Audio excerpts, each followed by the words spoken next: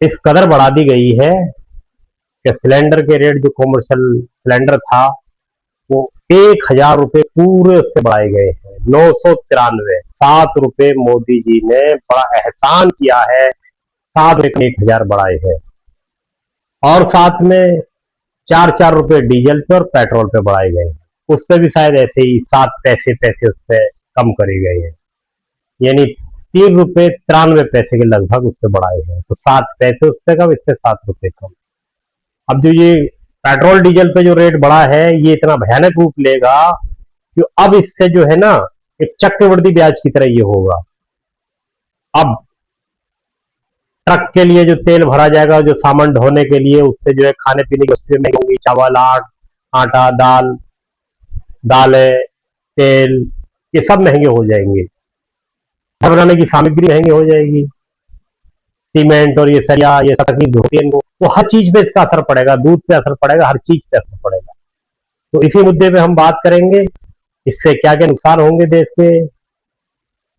मैं चाहता हूं साथियों, अभी हम जो चैनल बिल्कुल नया शुरू करने जा रहे हैं, हम ये सिर्फ आप लोगों के लिए, कि भारत की जनता को कोई परेशानी ना हो, भारतवासियों को कोई परेशानी ना हो, क्योंकि आने वाला भारत वो हो जा रहा है, गरीबों की मुश्किल हो जाए।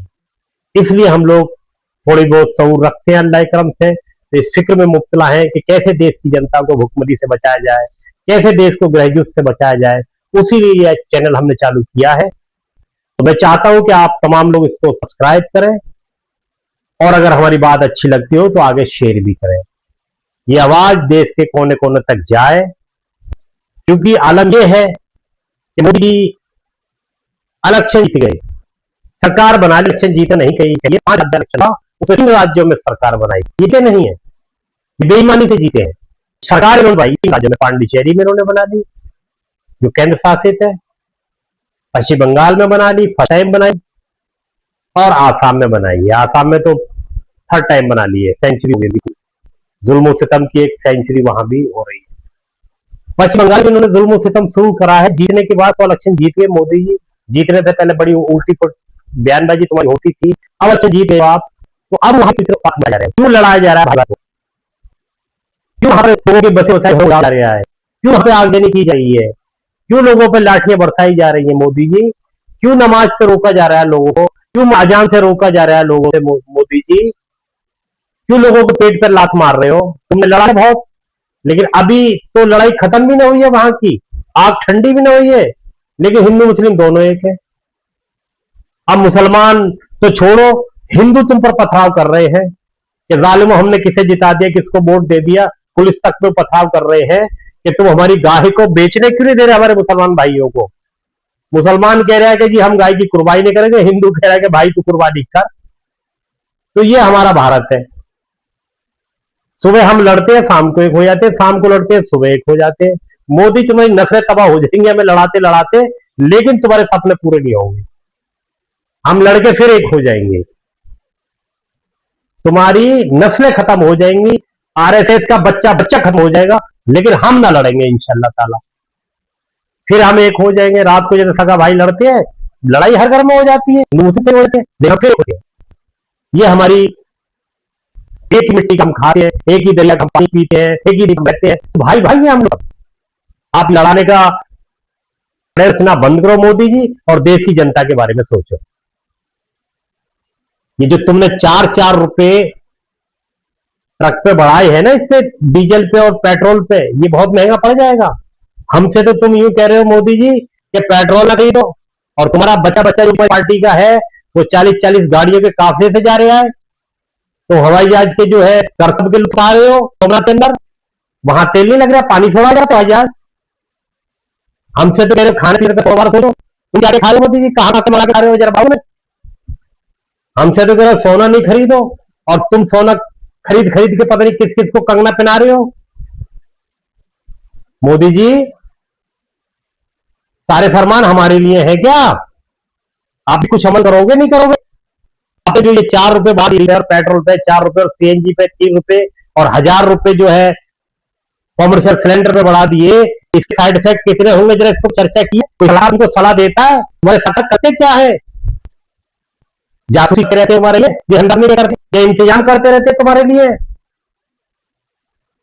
क्या करते हैं ये, यही मतलब फला जगह हो गया, तीसरी शुरू कैसे करा जाए, चौथी जगह कैसे शुरू कर, ये आईएएस का अधिकारियों को तुमने सचिवों को रखा है क्या?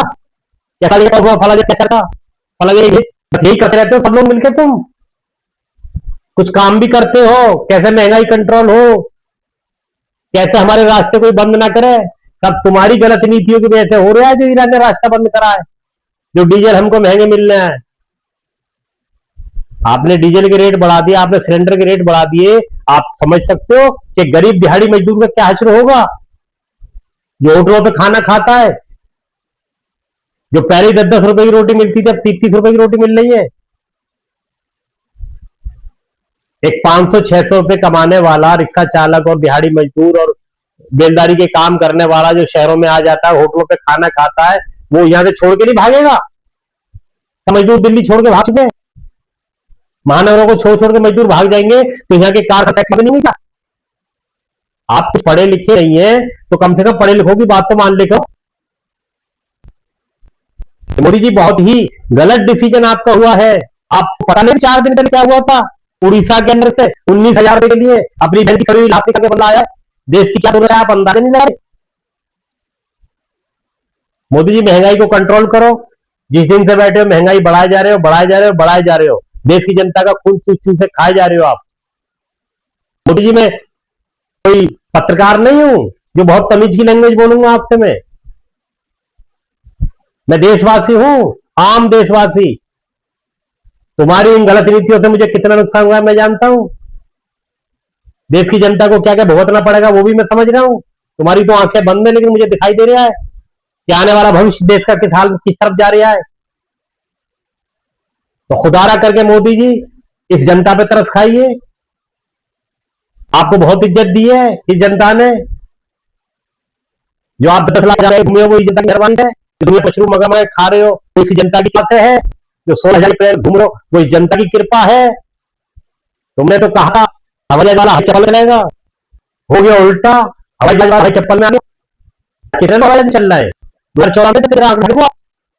जो टिकट मैं कई बार बॉम्बे गया हूँ 2,500-3,000 हजार में, कश्मीर गया तो 2,500-3,000 हजार में हो गया, वहां 20,000 में होगा। पश्चिम बंगाल सोच रहा हूँ ट्रेन से जाऊँ प्लेन से जाऊँ, 100 बार सोचना पड़ रहा है, वरना पहले हमने कभी नहीं सोचा 10,000-4,000 में टिकट होता था। आप मोदी जी देश पे तरस खाइए, भारतवर्ष पे, प्यारे देश पे तरस खाइए, मत इसको हंसी का पात्र दुनिया में बनाइए। बहुत लोग हंस रहे हैं हम पर। खुदारा जरा ट्यूशन लगा लीजिए, पढ़ लीजिए किसी से कुछ। देश पे तरस खाइए, दुनिया हंस रही है हम पर। नरक का द्वार बना दिया इस देश को आपने।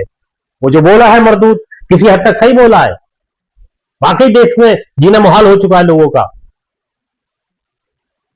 तो मोदी जी जरा ये मसला मेरा जरा सुन ले करो, जरा समझ ले करो इसको।